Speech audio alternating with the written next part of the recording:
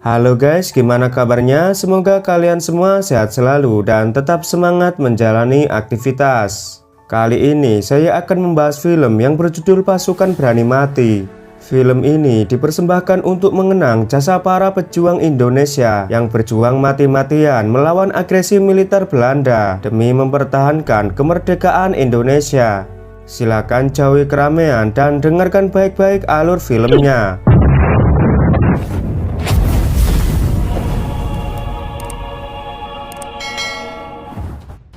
Film dibuka di tahun 1948. Pasukan Belanda memulai agresi militer kedua dengan mengerahkan pesawat tempur.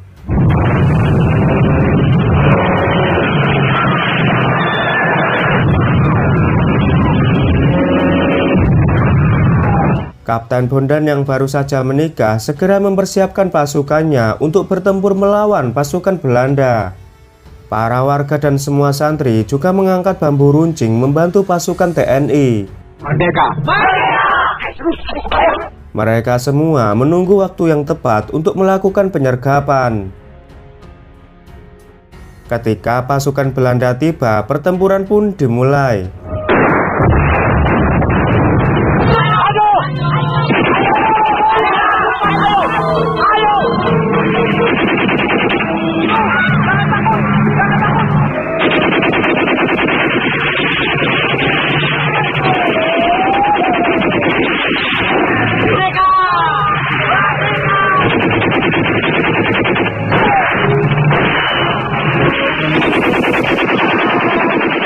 Karena persenjataan Belanda yang lebih canggih, mereka pun kewalahan menghadapi gempuran musuh. Kapten Bondan memerintahkan pasukannya untuk segera mundur. Kemudian kita diperlihatkan para warga sedang mengungsi ke tempat yang lebih aman karena tempat tinggal mereka sudah dihancurkan oleh pasukan Belanda.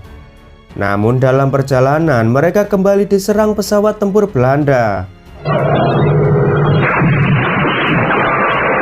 Sayangnya, serangan itu menewaskan banyak warga dan salah satunya adalah istri Kapten Bondan. Kita hancurkan mereka! Korban sudah terlalu banyak. Di bawah pimpinan Nika, akhirnya Belanda berhasil menguasai wilayah tersebut. Malam harinya, para warga sudah sampai di desa sebelah dan akan menjadikan desa itu sebagai markas sementara. Scene beralih ke komplotan maling yang dipimpin oleh Jabar. Mereka sedang melakukan aksi pencurian di rumah-rumah yang sudah ditinggal warganya.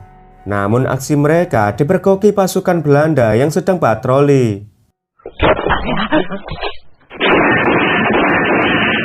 Saat diperiksa, anak buah Jabar malah panik dan berusaha melarikan diri.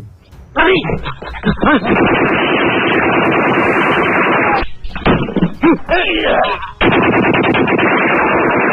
Setelah menghabisi pasukan Belanda, Jabar mengambil senapan dan mengecek anak buahnya. Ternyata masih ada seorang anak buahnya yang bernama Jabrik masih hidup. Lalu Jabar segera membawanya pergi dari sana. Di markas mereka mendapat kabar kalau Presiden Soekarno dan Wapres Muhammad Hatta telah ditahan oleh Belanda. Sementara Jenderal Sudirman telah meninggalkan kota Yogyakarta untuk melakukan serangan gerilya. Saat sedang berjaga, pasukan melihat kedatangan Jabar bersama Jabrik.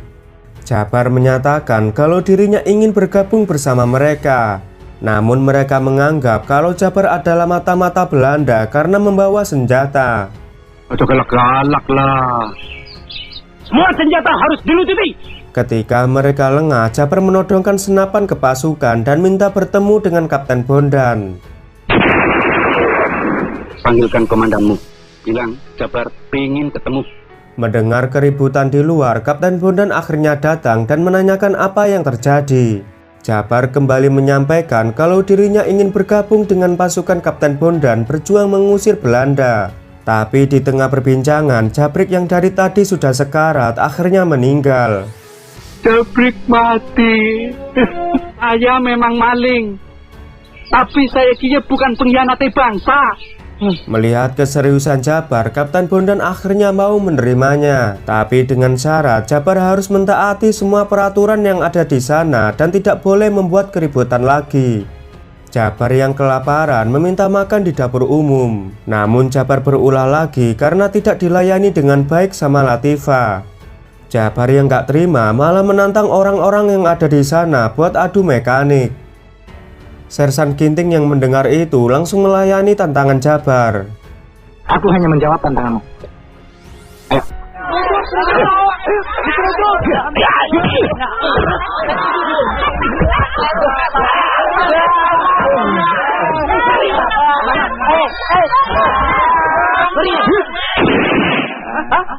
Sampai akhirnya Latifah melepaskan tembakan untuk menghentikan perkelahian dan menyuruh mereka semua untuk makan bersama. Malam harinya, Kapten Bondan menyusun sebuah rencana untuk menyerang pasukan Belanda. Sersan Diram, Sersan Ginting, dan Kopral Gani ditugaskan untuk memata-matai dan mencari informasi tentang markas Nika. Setelah semua siap, mereka pun mulai bergerak.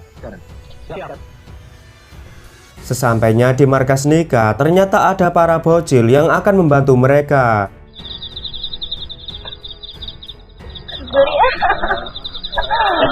Dengan hanya menggunakan ketapel, para bocil membunuh tentara Belanda yang sedang mabuk.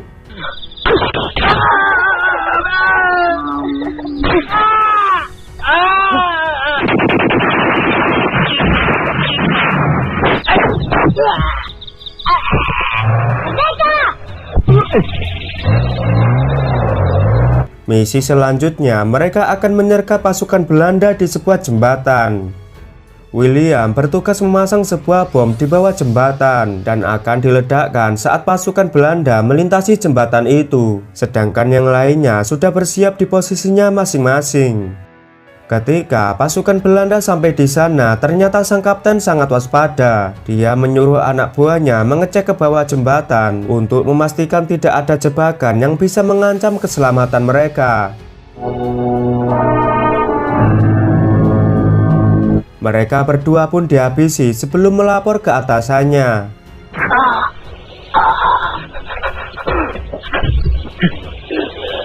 Awalnya rencana mereka berjalan dengan baik, namun sayangnya posisi mereka malah ketahuan sehingga baku tembak pun tak bisa dihindari.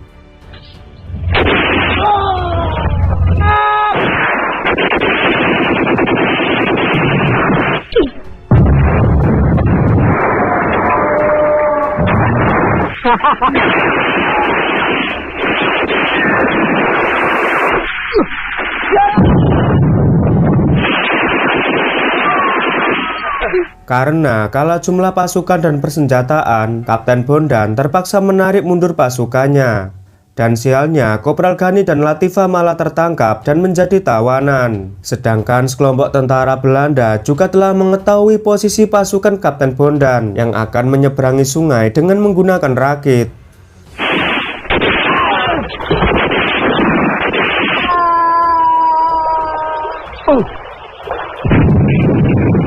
Pasukan Kapten Bondan yang berhasil selamat kembali ke rumahnya masing-masing. Kedatangan mereka pun disambut semua warga dengan gembira. Namun sebagian warga juga ada yang menangis setelah mendengar kabar kalau suaminya telah gugur di medan pertempuran.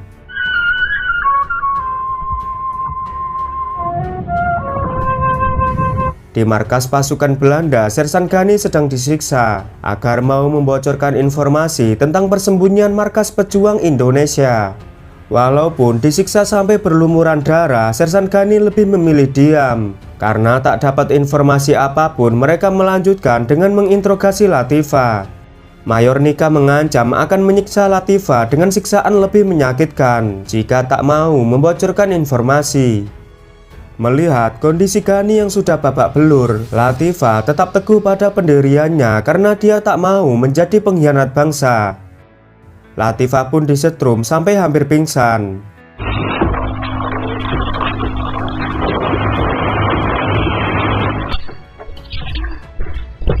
Lalu kita diperlihatkan seorang warga yang bernama Jofri berniat meninggalkan desa. Sersan Ginting berusaha melarangnya karena jika tertangkap pasukan Belanda, kemungkinan si Jofri akan membocorkan keberadaan markas mereka. William pun juga mencoba mencegah Jofri agar mengurungkan niatnya. Namun Joffrey malah menghina William sebagai pengkhianat karena keturunan Belanda. William pun emosi dan mengatakan bahwa kesetiaannya kepada bangsa Indonesia sudah mendarah daging. Joffrey yang keras kepala akhirnya pergi dari sana.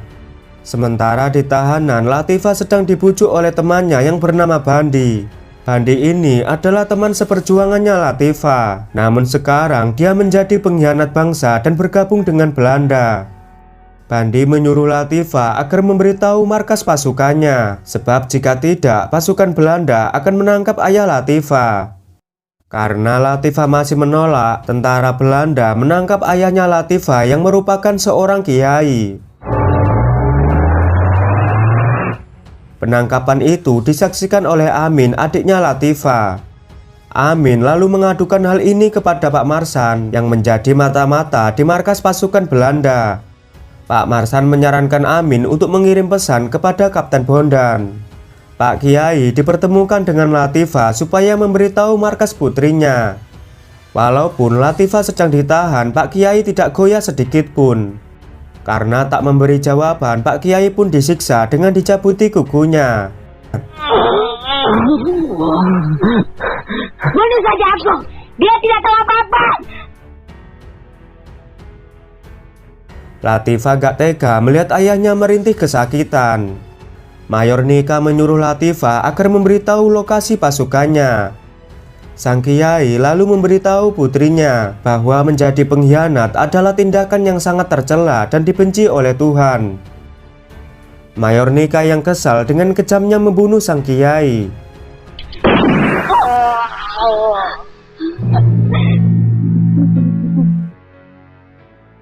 Di saat yang bersamaan, Amin menyerahkan pesan dari Pak Marsan kepada Kapten Bondan. Pesan itu berisi dina lokasi markas Belanda. Namun tak lama kemudian terdengar suara keributan di luar. Ternyata Joffrey telah ditembak mati sama William. Anaknya Pak Joffrey yang bernama Suci pun gak terima dan marah-marah ke William. Kemudian William pun menjelaskan kalau dirinya bersama Ginting sedang membuntuti Joffrey saat meninggalkan markas. Namun di perbatasan, Joffrey sedang diinterogasi sama penjaga Belanda dan akan membocorkan lokasi persembunyian mereka. Melihat itu, William dan Ginting langsung menembaki tentara Belanda.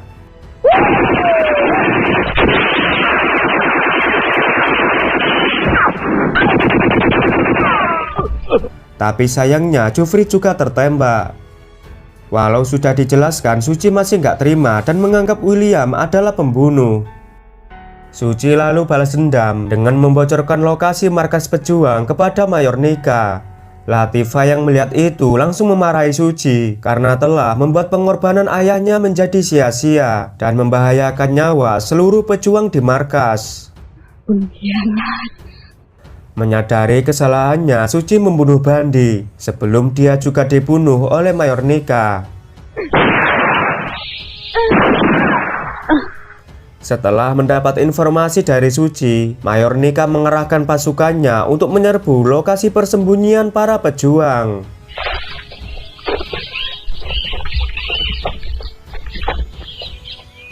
Belanda! Belanda! Tentara Belanda melakukan serangan dadakan. Mereka menembaki para tentara dan semua warga yang lagi mandi di sungai.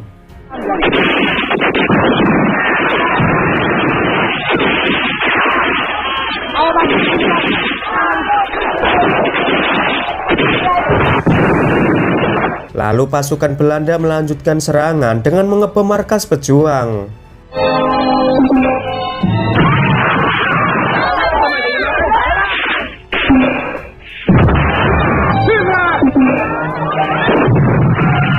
Para tentara yang ada di sana segera mengevakuasi warga ke tempat yang lebih aman. Setelah itu, mereka pun berjuang mati-matian menghalau serangan musuh.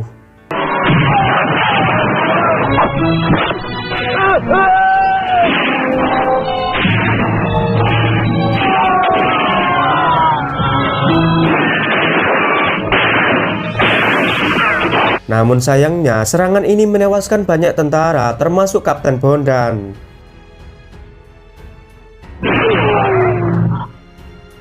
Setelah pasukan Belanda pergi, para pejuang harus melihat kenyataan pahit dengan banyaknya korban jiwa. Bukan hanya orang dewasa, anak-anak juga menjadi korban kekejaman Belanda.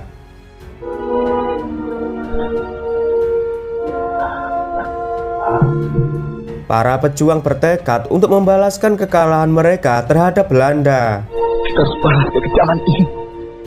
Meski hanya tersisa 7 orang, mereka membentuk pasukan yang diberi nama Pasukan Berani Mati. Pada malam hari, pasukan Berani Mati mulai beraksi. Mereka menyusup ke markas Belanda dan berencana meledakkan gudang senjata.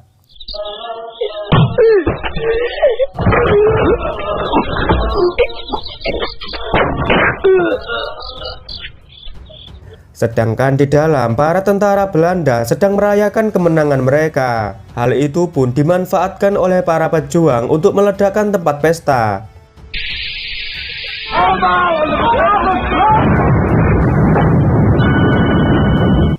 Ledakan itu menewaskan semua orang yang ada di dalam sana. Meski Pak Marsan menjadi korban, tapi dia sangat bangga melihat perjuangan mereka.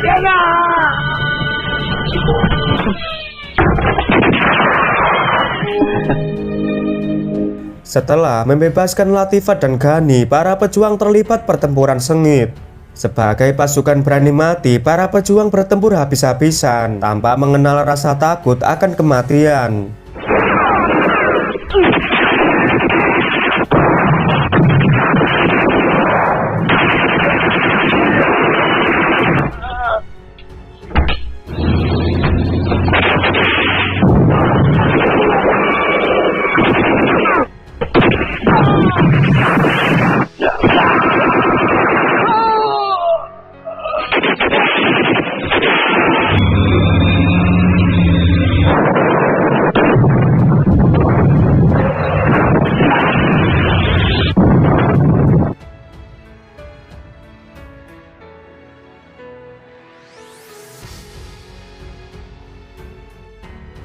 Oke guys, terima kasih sudah menonton film ini sampai selesai. Jangan lupa klik tombol like, subscribe, dan aktifkan loncengnya. Kalau sudah, saya ucapkan terima kasih dan sampai jumpa di video selanjutnya.